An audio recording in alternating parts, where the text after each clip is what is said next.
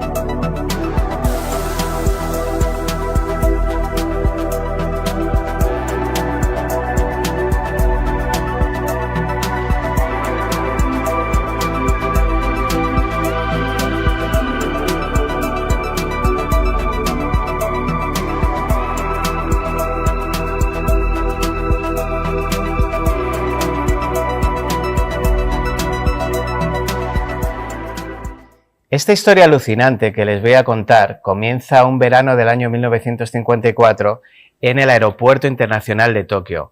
El país se encontraba recuperándose de los estragos aún de la Segunda Guerra Mundial y por lo mismo personas de distintas nacionalidades llegaban de visita al país, bien por negocios o bien por turismo.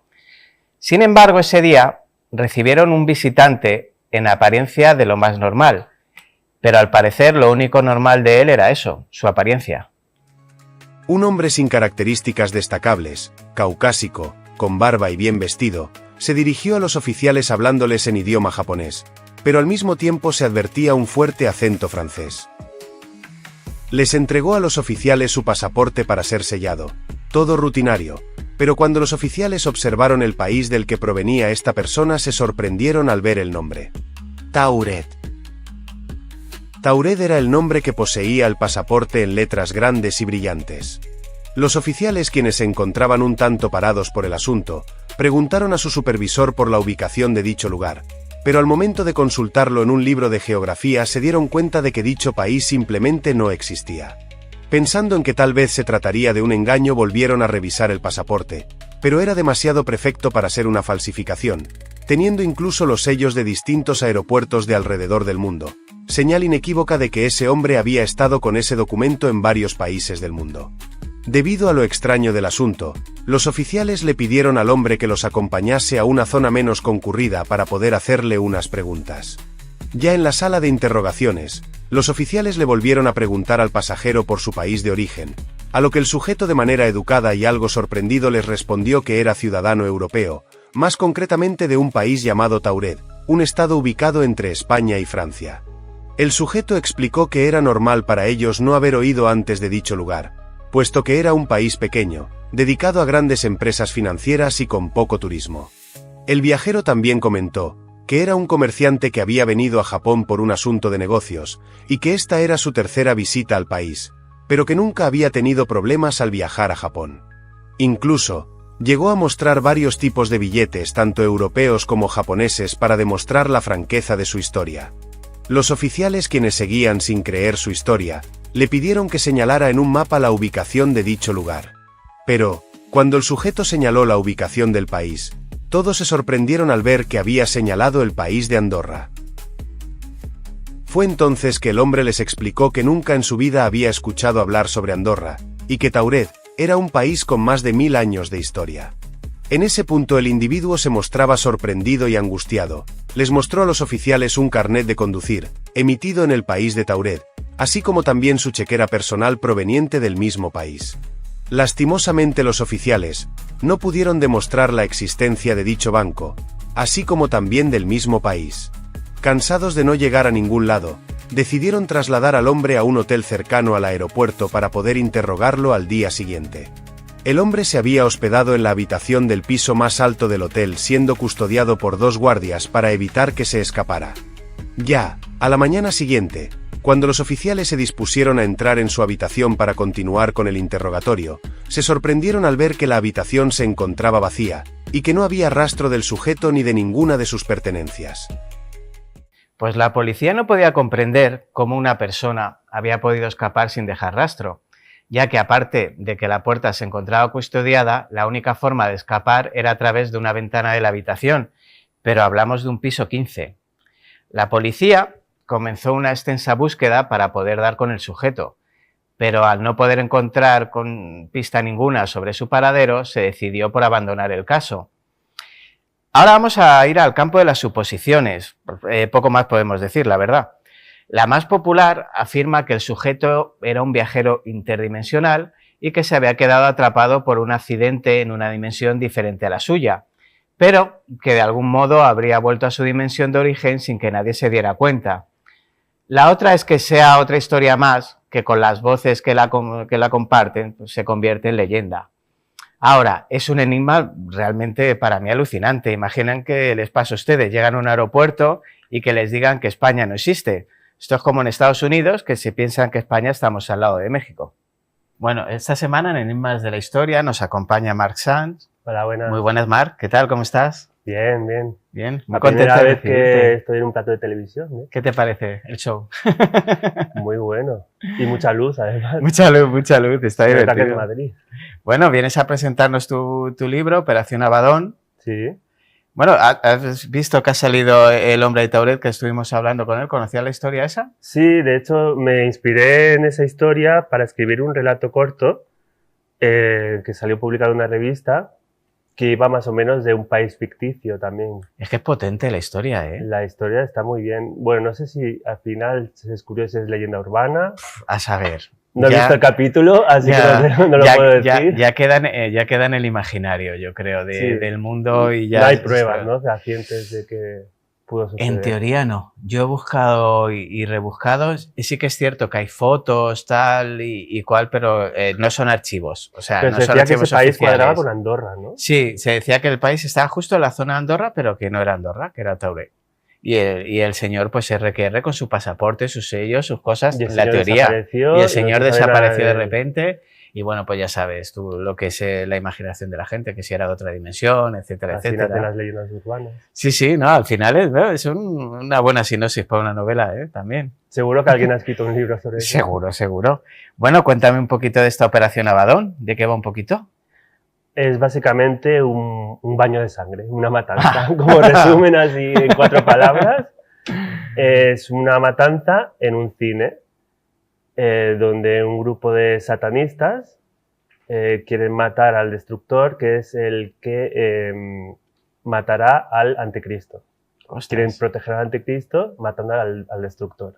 Y ese destructor está localizado en un cine de Barcelona, que cuento con muchos pelos y señales porque yo trabajé en ese cine, pero como ya no trabajo en ese cine, ya prescrito todo lo que había contado ahí, que cuento además temas de seguridad, temas de dónde está esta sala, dónde está el botón que se baja para la alarma, no sé, todos los temas de seguridad posibles están ahí, pero bueno, ya prescrito, además ese cine está abandonado. Ah, bueno. Sí que no te van a venir a demandar. No me van a venir a demandar. Joder, que tiene buena pinta, ¿eh? Sí. Y además es lo bueno de tener el escenario, ¿no? Real. Y además, de sentirlo ahí. Los personajes que salen también están basados en compañeros y clientes míos que tuve. Claro. Que igual se pueden sentir identificados. Bueno, si cambiaste el nombre, no sabes. No me lo han dicho. Igual ni lo han leído. Igual cuando se enterarán ahora mismo cuando vean esto. Pero sí está basado en clientes que yo tuve como trabajador ahí, en compañeros, en la personalidad de uno, la personalidad del otro, las anécdotas que yo tuve trabajando en ese cine. ¿Pero le guardabas rencor o simplemente el cine era porque te gustaba el espacio? No, de hecho yo creo que fue el mejor trabajo que he tenido, el trabajo más bonito que he tenido. Hombre, tiene que ser bonito trabajar en un cine, ¿no? Eso dice mucha gente y dentro de mi ignorancia, me lo han dicho muchas veces. Qué bonito trabajar en el cine. Pero no es tan bonito como creen. No. Porque no es simplemente vender entradas y vender sueños y ya está. Claro. Tienes que vender entradas, tienes que vender palomitas, tienes que limpiarte, sobre todo tienes que limpiar. ¿Pero ver las pelis o no las ves? Sí, podíamos ver pelis gratis y de hecho ahí tuve una etapa de ver pelis como 2 o 3 cada fin de semana. Bueno, eso también es fantástico. Eso me ayudaba mucho para escribir libros, para hacer volar la imaginación. Hombre, ya te digo, al final... ¿puedo preguntar tu edad? Yo estoy en la franja de los millennials. De los millennials. Hombre, entonces el cine para ti ha sido una inspiración grande, ¿no? El cine es una de mis máximas pasiones, está el cine y la lectura, y los viajes.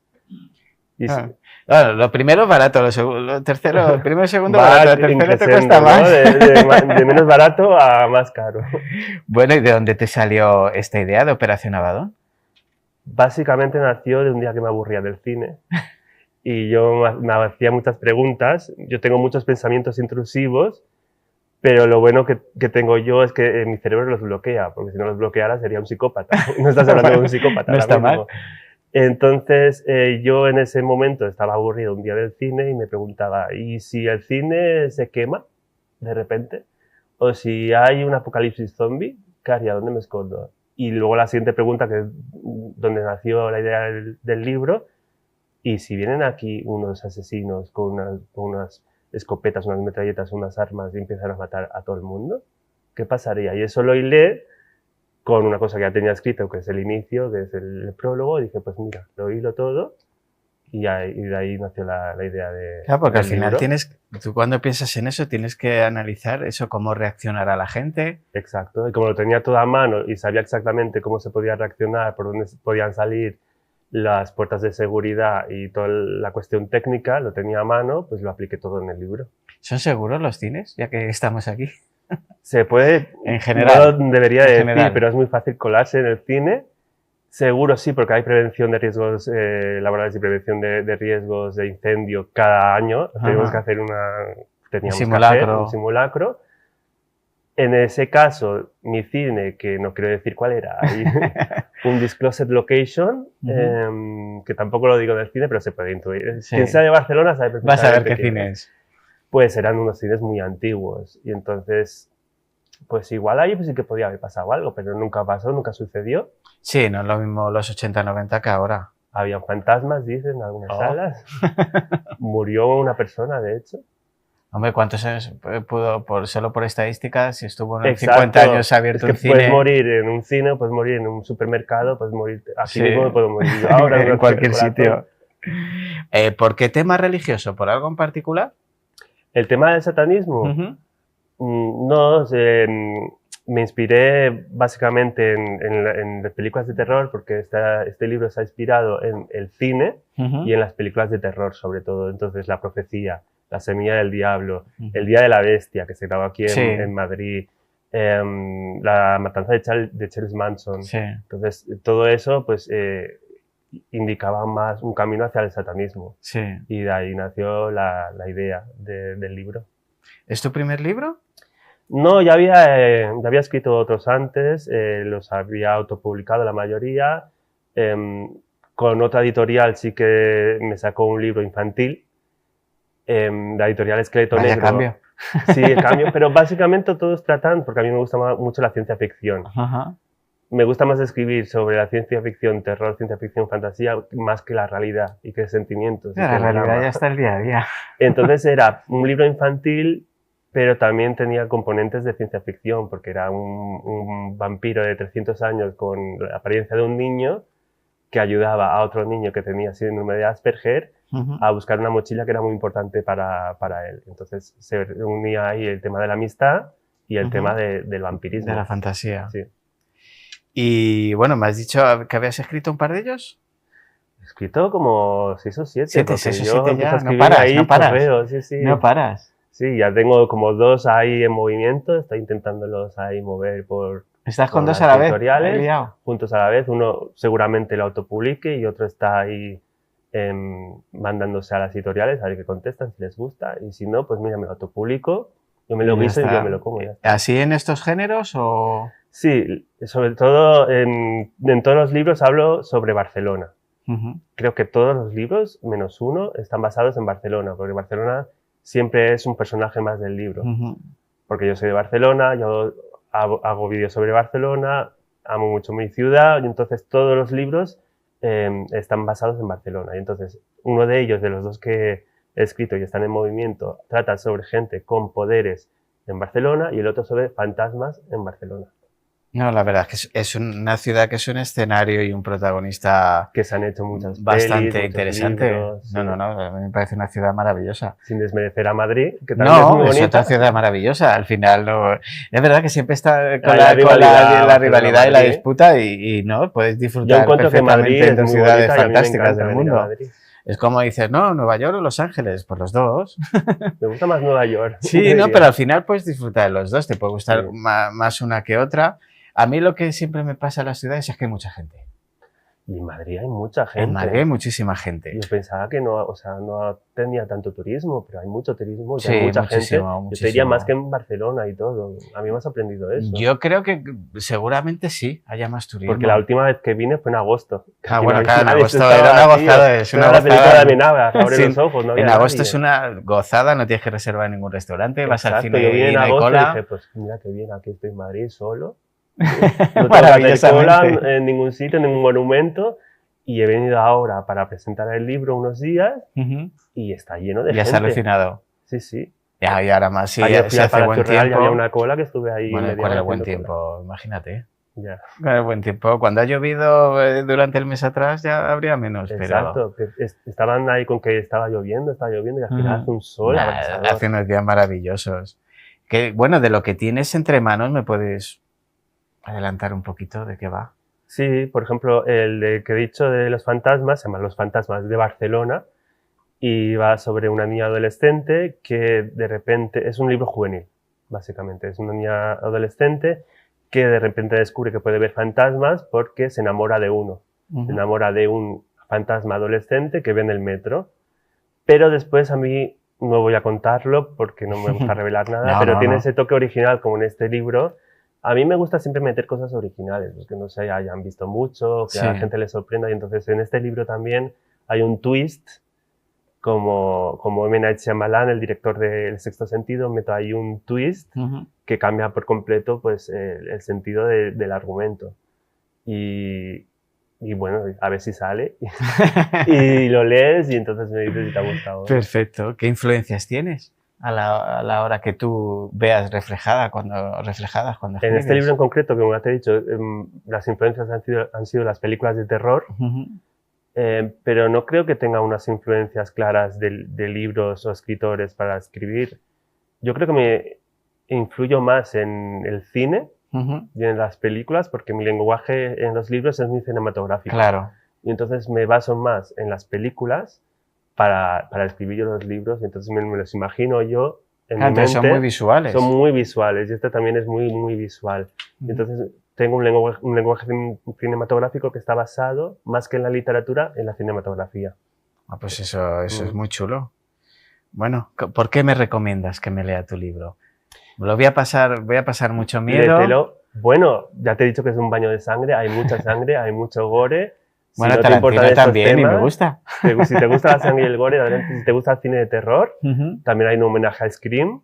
Sí. De hecho, hay una escena, Ah, soy fanático de Sí, la saga Scream. es mi saga favorita de terror, y también homenaje a los slashers, que son las películas Sí. de cuchillo. Sí. Y de hecho hay una escena que parece que sea parte de la trama, pero al final es una película dentro de la película, dentro del libro. Y es como si fuera una escena de un Scream imaginario. sí. Ahí no lo llamo Scream porque no puedo Claro. llamarlo Scream, lo llamo cuchillo con K. Sí. Y parece una escena sacada de un opening de Scream. Oh, la portada es guapísima, ¿eh? La portada me dieron varias opciones a elegir y la editorial es Esqueleto Negro y yo elegí esa pues porque se parece mucho también al cine donde cine de allí. trabajaba, de hecho. Y hay la pantalla con la Scream Queen, Ajá. los espectadores que no hay tantos ya tristemente. Ver una sala así de llena ya Es verdad, qué triste, ¿eh? Sí. Y de hecho están cerrando muchos cines. Esto es otra de las cosas buenas que tiene Madrid que he visto paseando, que hay muchos cines en el centro.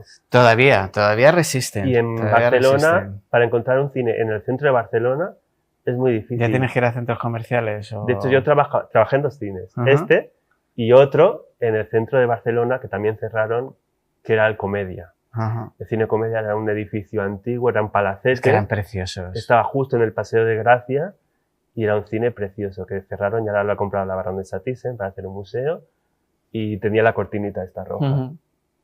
Es que Y ya es cerró pues porque multicines. tristemente no había tanta gente Ya es como todo para multicines sostenerlo. Multicines. y ir a echar el día al centro comercial como si estuviéramos en Estados Unidos, si estuviera nevando y no pudiéramos salir a la calle. Aquí nos Tristemente. encerramos con este clima, nos encerramos en un centro comercial. Y las películas que estrenan tampoco son Es complicado Una hoy bomba. día, ¿eh? Es complicado hoy día. mucha secuela, mucho remake, mucho Marvel, que yo soy muy fan, pero bueno. Sí, lo es, acepto. pero es lo que hablábamos de eso, de la poca originalidad, porque cuesta apostar dinero por lo Exacto. diferente. Por eso a mí me gusta siempre el toque original y me gusta que la editorial haya apostado también por sacar este libro, que es bastante distinto a los demás por ese toque original que tiene y que no sea lo que se lleva ahora. En plan, ahora se lleva la literatura de romance de deportes. Claro. El jugador de Sí. béisbol se enamora de la cheerleader y hay 800 libros iguales. Sí. Entonces, Que te da la sensación de que estás, lo que decíamos, ves algo que ya has visto más veces. exacto. A mí me gusta algo original. ¿Y a ti qué te va el rollo audiovisual y tal? Yo esto lo hablo con bastantes escritores. Es verdad que en las entrevistas no lo pregunto mucho, pero me da curiosidad por los audiolibros. Yo no los escucho. Claro. ¿Tú escuchas No. audiolibros? O sea, puedo escuchar documentales, puedo escuchar porque cosas, ahora- pero audiolibros no sé, prefiero Yo, por leerlo. ejemplo, escucho entonces- muchos podcasts cuando estoy cocinando, cuando me estoy Sí. aceitando, cuando estoy haciendo cosas que no tengo que estar atento al 100%, escucho podcasts. Ujú. Entonces yo creo que la gente también escucha audiolibros cuando tiene que hacer otras cosas, ir al Pero gimnasio, por no, ejemplo. pero entonces no recibes el matiz de un No. libro. Pues yo soy súper fan de los podcasts, de todos Sí. los tipos, de todos los estilos. Mm, O sea, me gusta porque la verdad que me entretiene, pero sí es cierto que mientras escuchas un podcast puedes hacer puedes otra hacer cosa. sí. Mientras lees un libro, lees el libro. Entonces, Sí. el audiolibro, no sé, como lector, no sé si me permite concentrarme en la historia tanto como debo. También, sí, también hay personas que es necesario el audioliblo para esas Sí, personas porque tienen Claro. una Tienen, sí, dificultades dificultad visuales, etcétera. para leer, dificultades visuales, y entonces tiene más lógica que lean el audiolibro. Pero es verdad que está muy de moda Es que últimamente. está muy de moda y además hay mucha... No conozco a nadie que lea audiolibros, la verdad. te Yo tengo no, que decir. pero hay mucho dinero Puedes ir metido. preguntando por ahí a ver si te sale Sí, alguien que yo lea pregunto a la audiolibros. gente y no, y de hecho te voy a confesar una cosa. Uno de mis libros favoritos del mundo es El Padrino de Mario Puzo Mm. y un día pues de estos que salgo a andar me puse el audiolibro.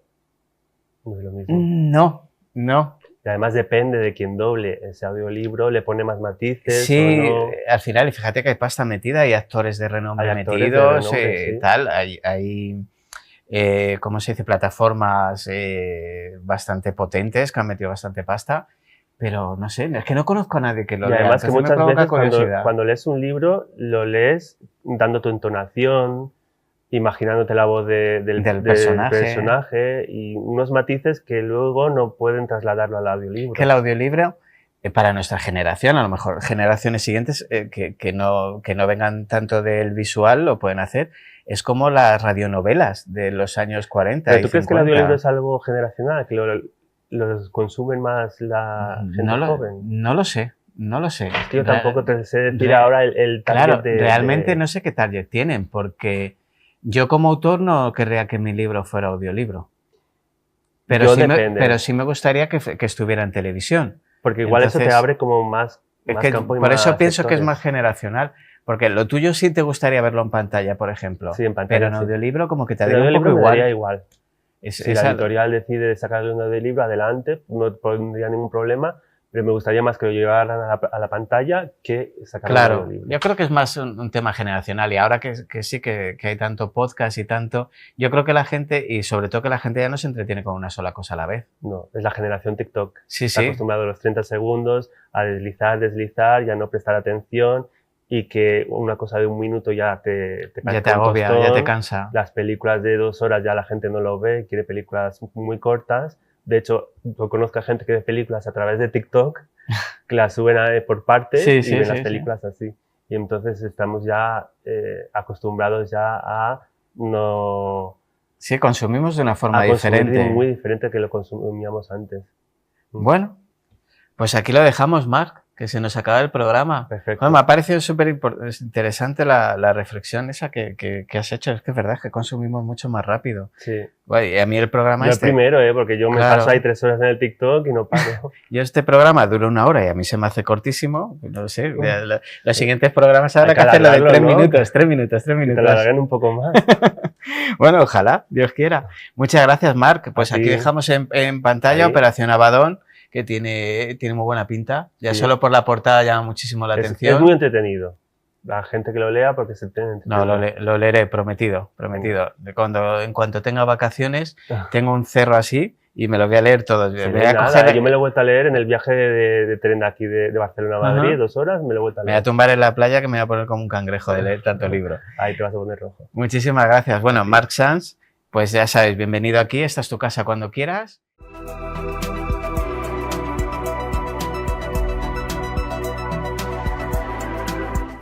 Muy buenas. Bueno, pues este mes de marzo en Enigmas de la Historia vamos a contar con la colaboración de la editorial Esqueleto Negro. Estos 4 libros que veis aquí son de los 4 autores, de los 4 invitados que nos van a visitar. Yo os recomiendo que no os perdáis ninguno porque a cada cual la verdad es que es más interesante.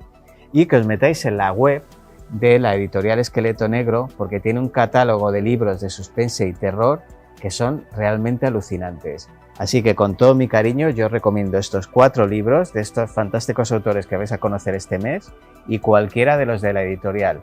Ya os digo, meteros en Esqueleto Negro porque no os va a defraudar.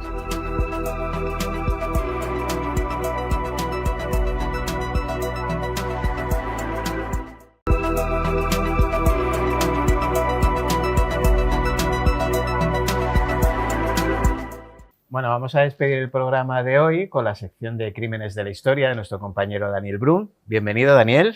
Muy buena, Roberto. Te he echado de menos. Y yo también os he echado de menos también. ¿Qué tal? ¿Cómo estás? Pues bien, bien. ¿Todo bien? ¿Todo bien? Todo bien, todo bueno, bien. ¿qué me traes hoy? Hoy me traes un temazo interesante. Interesante, pero hoy vengo un poco más light que los otros días. Hoy vamos a ver. Bueno, así descansan algunos que por las redes me han dicho, madre mía, luego no podía dormir. Vamos a ir con un crimen, pero voy a aprovechar también porque, ya que me pediste que trajera algo que un crimen y algo literario, dije, vamos a hablar también de otra de mis pasiones, que es la literatura. Y bueno, pues hay cierto autor que tenemos con una vida muy interesante. Muy azarosa.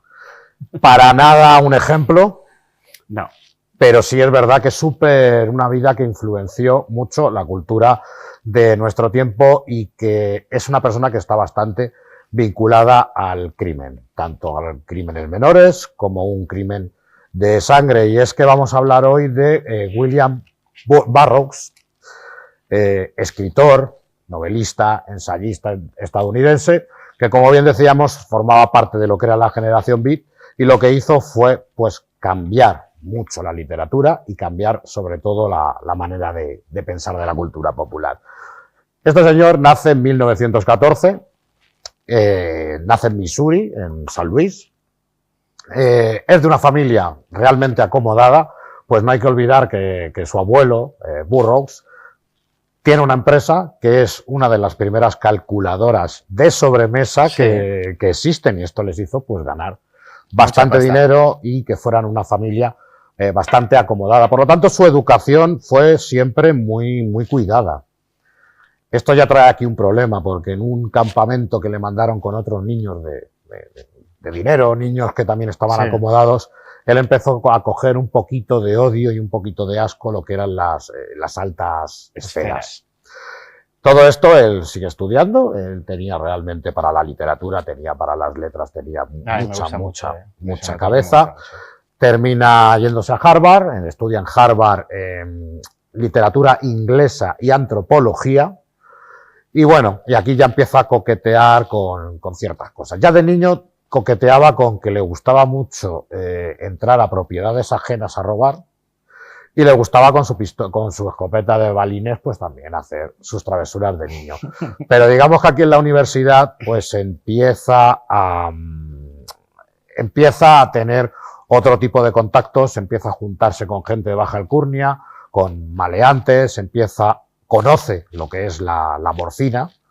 De hecho, dice que él primero probó la morfina y que le hizo vomitar, pero que bueno, ya la segunda vez le pareció genial y así fue como se volvió poco a poco adicto, porque hay que recordar que este señor ha sido adicto y no solo a una droga, sino a todo tipo de drogas durante toda su vida. Luego vinieron unos años interesantes. Y a partir de ahí, pues bueno, empezó también a trapichar lo que era contrabando de morfina, contrabando de armas. La policía le coge en varias ocasiones, pero bueno, le van soltando porque su familia, digamos que tiene un buen abogado, digamos que su familia es súper influyente y terminan sacándole. Ahí también en la universidad empieza a interesarse por lo sobrenatural, por lo que son también los viajes chamánicos, por lo que es la ayahuasca. Sí. De hecho, uno de sus primeros libros que escribe creo que es un tratado sobre, no me acuerdo si ahora mismo, si era sobre telepatía o telequinesis, pero el caso es que eso es una de las primeras cosas que escribe William Burroughs. Y a partir de ahí, pues bueno, metiéndose en líos poco a poco, va conociendo a otros grandes, como por ejemplo puede ser Alan Greenberg o como puede ser Kerouac, que son pues, los padres de la generación beat. A mí me flipa Ginsberg. O sea, sí. Él y Michael McClure son mis favoritos de esa época. Yo mi favorito es este, me duele decirlo, pero es mi favorito. No, pero es lo que hay, es lo que hay. Que es verdad que la generación beat es lo que decíamos en la presentación. Es un intento de cambio de las formas literarias de esos años, una transformación. Pero aún así, si cogemos a los integrantes de esa generación, dentro de que querían cambiar el mundo, querían cambiar la literatura, querían cambiar el pensamiento, son bastante distintos. Sí, sí. Porque, por ejemplo, la diferencia entre Kerouac, que alababa el pacifismo, teníamos a este otro señor que le gustaba hablar de la violencia. Era más cañero. Todos hablaban de la droga, todos hablaban de la homosexualidad. Eran los años. Entonces, de esa libertad, pero cada uno, digámoslo, que a su modo. Para mí, perdón, para mí, sinceramente, la generación beat son los padres del rock and roll que vino en los 60. Por supuesto. Totalmente. O sea, de muchas cosas. Jim Morrison, por ejemplo, estaba súper influenciado. Bueno, te digo, yo qué sé, Velvet Underground, yo qué sé, todos los grupos de San Francisco, Los Ángeles, Nueva York. O sea, para mí son los padres. Bob Dylan, y muy, muy influenciado. Y diremos los últimos años. Sí, sí, sí. Los últimos años tenemos a U2, sí. Tenemos a Nirvana, tenemos que incluso esa opereta que hizo con Tom Waits. Sí. E incluso todavía hay gente, todavía hay autores actuales que se sienten de movimiento beat, ¿no? Como Diamanda Galas. Cambió las reglas. Cambió las reglas. Ellos lo que pedían era una libertad a la hora de expresar, que tampoco estaba mal. Sí, no, hombre, jolín. Esto formó un grupito y ahí aquí es donde llegamos con todos esos problemas con las drogas. Sí. ¿Dónde tenemos menos problemas con las drogas? Pues vámonos a México. Sí. Y entonces, pues viajó a México. Ahí hay una figura que es Joan Vollmer, que es alguien bastante interesante porque lo que hacía es acoger a varios de estos escritores, a estar con varios de estos escritores. También aquí, como la sexualidad era muy libre, no se sabe si eran amantes, no eran amantes. Por ejemplo, siempre se ha dicho que Ginsberg con Burroughs eran amantes también. Y al final, bueno, él se encaprichó de Joan y siempre la llamaba su mujer, pese a que no había ningún documento de por medio firmado. Y bueno, esto ya les trajo un problema, porque digamos que ambos eran bastante viciosos. Digamos que aquí ya Burroughs con el alcohol, con las sustancias, ella lo mismo. Digamos que ya tenían bastantes trifulcas, lo que suele traer una pareja, los problemas que suele traer una pareja. Aquí incluso él deja, una de las primeras veces que deja la heroína. Y entonces, pues lo sustituye con el alcohol. Los opiáceos son complicados, ¿eh? Claro, pero luego hablaremos un poco más de qué es dejarlo para él. Sí. Y en una noche del 6 de septiembre de 1951, llega a casa totalmente borracho. Ella le esperaba también completamente borracha. Y decidieron jugar a Guillermo Tell. Sí, un juego muy habitual en cualquier casa del exactamente, mundo, cualquier momento. Por lo visto ellos jugaban de vez en cuando, ya se ponía un vaso en la cabeza, él disparaba y reventaba el vaso. La gracia era dar al vaso. Sí, digamos que aquí no hubo gracia ninguna porque directamente acertó en la cabeza de Joan. Claro, aquí no había otro culpable, era él. Y entonces esto fue, también le arrestaron, estuvo 14 días en la cárcel hasta que Mortimer Burroughs, el hermano, pues tirando de contactos, le saca. Claro, esto fue también una revolución en la prensa. Que era un pieza. Había quien decía que había sido aposta porque ya tenían cada día más gresca. Decían otros que había sido porque estaba borracho y falló el tiro. Y había gente que, bueno, que decía que iba a ocurrir, que ya lo sabían que iba a ocurrir. De todas maneras hay que decir que él sí sintió esta muerte mucho, porque creo que a partir de este hecho cambió su vida, cambió su manera de... Bueno, su vida no, pero su manera de escribir sí cambió y es donde tenemos al puro Burroughs, que es cuando ya no puedes ir a Estados Unidos porque tienes esos problemas. Claro. Tienes que irte de México. Estuvo viajando por Europa y terminó en lo que era un paraíso para él, que era Tánger. En Tánger no estaba nada mal vista la homosexualidad. De hecho, era como el paraíso sexual en el que incluso hombres de dinero, hombres de negocios, como él te lo cuenta en sus libros, realizaban ciertas orgías hasta con personas menores de edad. Era un paraíso sexual completamente y sobre todo también de las drogas. Con las drogas también era tenían la mano bastante floja. Ancha. Pero vamos, que no le pasó nada. No le pasó nada.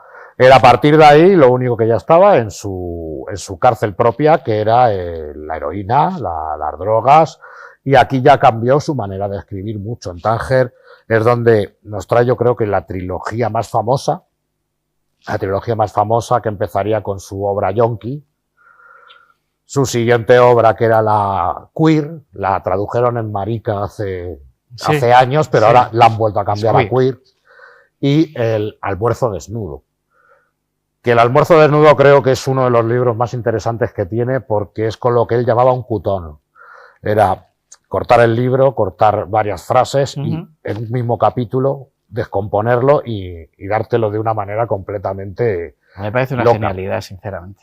E incluso en ese libro venía un tratado, como por ejemplo, ¿sabes? El Tratado General de las Drogas, de Escotado.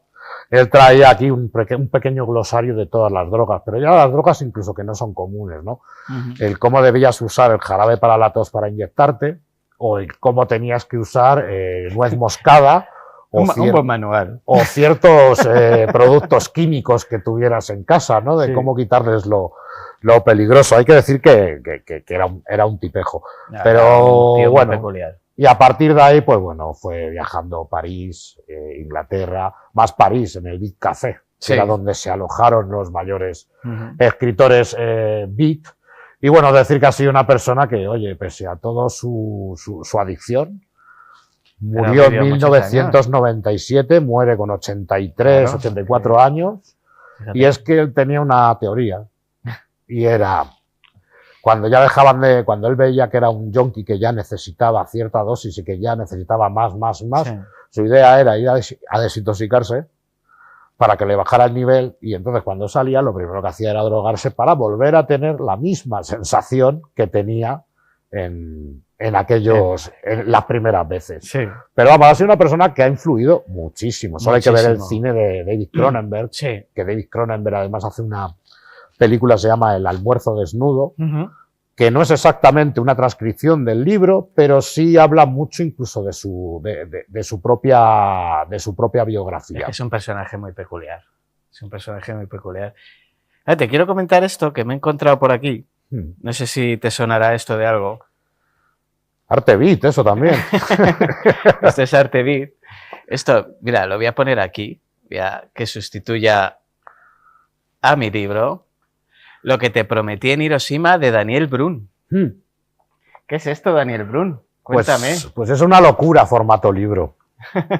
Una locura y muchos años de escritura, porque yo llevo escribiendo pues yo creo desde que tengo uso de razón, 10, 12 años, y nunca me había puesto a publicar. Nunca me había puesto a publicar.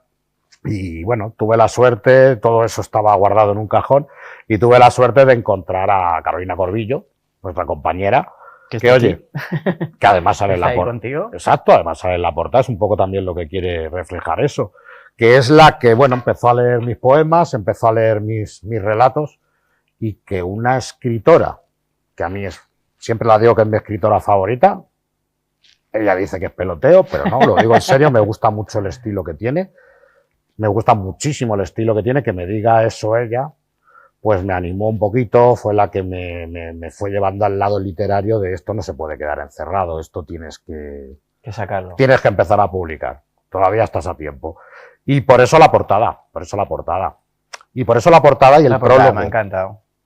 La portada y el prólogo. La portada es un poco lo que quiere significar, ¿no? Es pues yo escribiendo y ella un poco casi presionando, ¿no? Presionando y metiéndome caña porque sabía que si por mí no lo haría. Entonces eso también es un poco de agradecimiento. Por eso este libro también va agradecido a ella y por eso ella también está en el prólogo. Es el prólogo suyo, de hecho. Yo te tengo que decir que lo he leído ya. Hombre, lo he leído, pues me llegó a casa. Me interesa la opinión. Me lo mandaste a la editorial y a mí me ha encantado. A mí me ha flipado. Fíjate, cuando veía los invitados, pues solo tengo la ficha de los libros, puedo ojearlo un poquito antes de hablar con ellos, entonces no tengo toda la información. Yo te tengo que decir que me ha encantado. Pues me alegro mucho. Me ha encantado. No te voy a decir que me ha sorprendido porque ya nos conocemos. Entonces, pero como yo creo que tenemos más o menos las mismas influencias a lo largo de la vida, culturales y no culturales. He visto mucho Generación Beat ahí. Sí. He visto... Hay dolor, porque mucho, hay mucho dolor. Yo es que la poesía sin dolor no la concibo. También te he de decir. Yo conozco a gente que me dice que en ese libro me expongo mucho. Que directamente yo en la poesía me expongo mucho. Pero hace poco se lo dije yo, mira, al maestro que hizo la portada, a Jesús Colomina, ganador del Premio Planeta de Cómic del 2011, le dije, es que dicen que me expongo.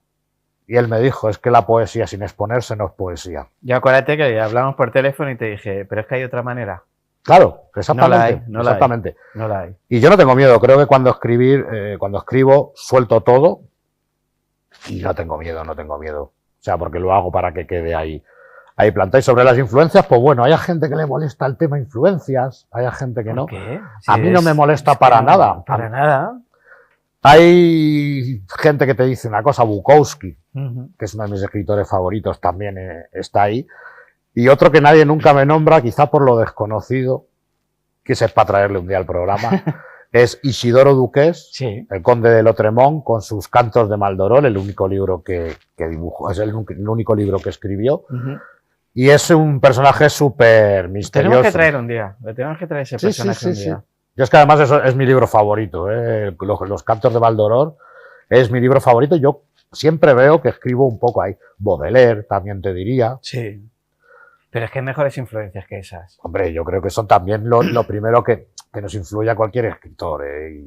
Ya todos los que queríamos ser poetas malditos, Las Flores del Mal las hemos leído. Y Leopoldo María Panero también.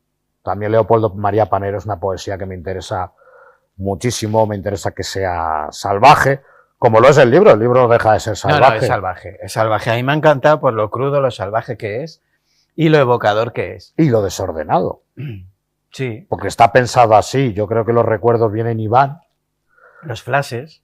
Claro, vienen y van y se entremezclan, ¿no? Entonces a lo mejor ahí tú la primera poesía que lees, no me gusta decir las fechas porque no quise que fuera cronológico, a lo mejor lees una poesía que es del 2024 y a lo mejor saltas a una que es del 2005, pero todas como si las hubieran tirado al aire, como si los átomos hubieran estallado y hubiera ido cada una por su lado. Es una tirada de dados.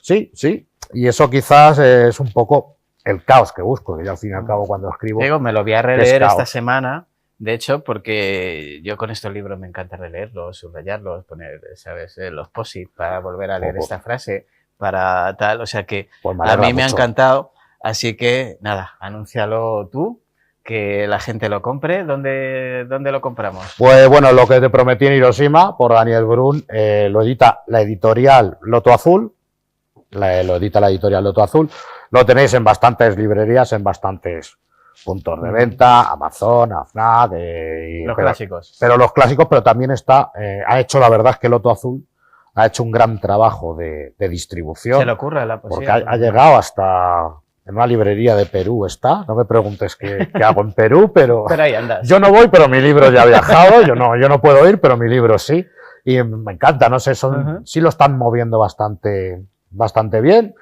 y bueno, si lo quieren dedicado también, contactar conmigo por mi correo personal Yo lo quiero dedicado, o por redes, y nada, y pedirlo, y que se atrevan con la zona cero. No sé cómo andamos de tiempo. ¿Cómo andamos de tiempo? Vale. El otro día que estuvimos hablando por teléfono, es que me hizo gracia la anécdota que me comentaste cuando fuiste a lo del cómic. ¿Te acuerdas? Es que no quiero dar muchos datos, por dar los datos solo que tú quieras dar. Que te reconocieron. ¿Te acuerdas que me decías que había un señor que te estaba mirando cuando fuiste a lo de Pedro? Sí. Me gustaría contar esa anécdota porque me parece muy graciosa, de que al final nosotros pensamos que nos ven 4. Sí. Y cuéntala. Es para contarla, pues hay que decir que estuvimos en Montiel, Carolina, fui a acompañar a Carolina a Montiel por un tema de uno de sus trabajos, y estuvimos pues con un heredero de Pedro I, el cruel, ¿no? De los Castilla, que sería bueno que lo trajeras al programa porque tiene mucha historia. Descendiente de Pedro el Cruel. Claro, y el cómo están formados los Castilla. Sí. Y yo le veía que me miraba mucho. Digo, pues será que no le he caído bien. Será que no le he caído bien. Y claro, yo iba de acompañante y ya hubo un momento que se quedó el tío como atrasado conmigo y me dice, oye, perdona, ¿yo a ti de qué te puedo conocer? Y digo, no lo sé. Digo, hombre, yo llevo saliendo en el tema de los cómics, pero si no te van los cómics... No, los cómics no, otra cosa. Yo te he visto en la tele. Digo, la tele. Digo, pues como no sea en Enigmas de la Historia, en Crímenes de la Historia, y me dice, eso, claro, llamó rápidamente a la mujer y le dijo, mira, que al final sí es. Entonces nos han reconocido. Nos han pillado. Y hace poco Antonio también dijo que Antonio le habían reconocido también en Valencia. Sí. Es súper curioso. Bueno, y además que nos vea un descendiente de Pedro I el Cruel, a mí me parece fantástico. Pero te lo juro que aprendí yo ese día un montón. Hay una historia, Es una historia guapísima. Bueno, pues nada, pues ya nos vamos. No te digo más, Daniel. Nos vemos muy prontito, nos vemos el mes que viene. Perfecto. Ya el mes que viene damos un poquito de caña. Hombre, el mes que viene voy a traer...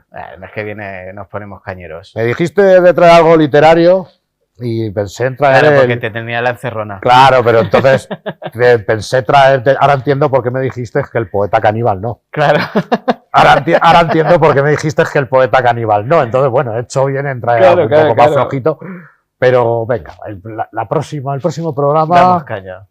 Mucha caña vamos a dar. Pues nada, muchas gracias, Daniel. Muchas gracias a ti. Y a ustedes, nada, que pasen muy buena semana y nos vemos en 7 días, muy prontito, con más Enigmas de la Historia. Muchas gracias.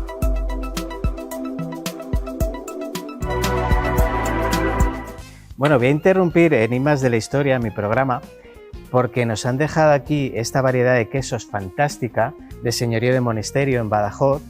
Son quesos de autor, quesos artesanos, son todos de cabra y tienen una variedad fantástica. Este, por ejemplo, es con pimentón dulce, hay uno con jamón ibérico, lo tenéis también con vino dulce, una maravilla, todos quesos pasteurizados, ¿vale? Ahora que hay mucho problema con los quesos artesanos y no son pasteurizados, este es pasteurizado. Y encima cuidan el medio ambiente. Como veis, las cortezas son naturales, no llevan nada de parafina ni nada por el estilo, con lo cual son muchísimo más saludables. Así que yo os recomiendo cualquiera de la variedad que tenemos aquí. De hecho, he interrumpido el programa y lo voy a seguir interrumpiendo porque me voy a poner a probarlos todos. Ya les digo, Señorío de Monesterio, quesos de autor de Badajoz.